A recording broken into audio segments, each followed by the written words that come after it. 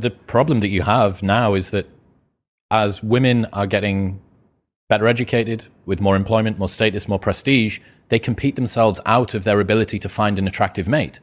As women raise up through the dominance hierarchy, and this is... Competence hierarchy, sorry. That's okay. Who's going to tell women the equal access to opportunity that you have recently just acquired?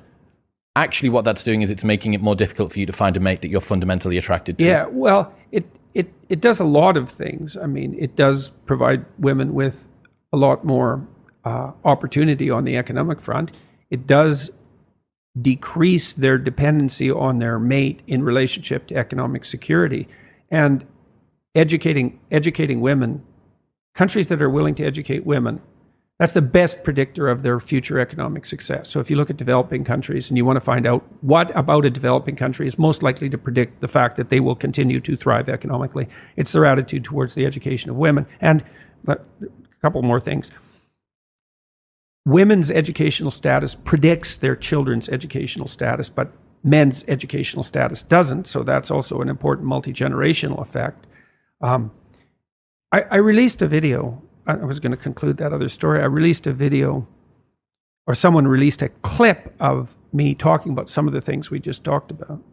And it went out on YouTube Shorts, and it's got like 5 million views in a month or something like that. And the comment section is unbelievably vitriolic. Every single comment is vitriolic, and it's all from women.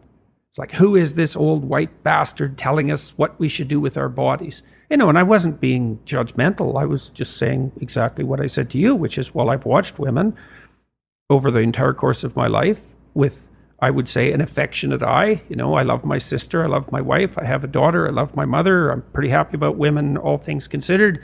I don't have an axe to grind in relationship to how they should conduct their lives. I don't even know how they should conduct their lives.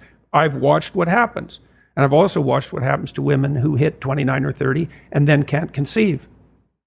And that is not a fate I would wish on anyone. It's awful. And 30% of couples fall into that. 30% of couples have difficulty conceiving. It's a lot. And the probability that you'll have difficulty conceiving increases with age. And so, c'est la vie. But it's very interesting to me to see how vitriolic those comments have been and how uniform that is, because usually on my YouTube channel in particular, 95% of the comments are positive. And this is completely the opposite of that.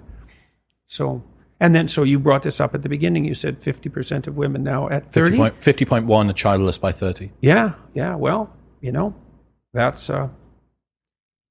that's not good. That's a sign of something profoundly wrong with the entire culture at an extremely deep level.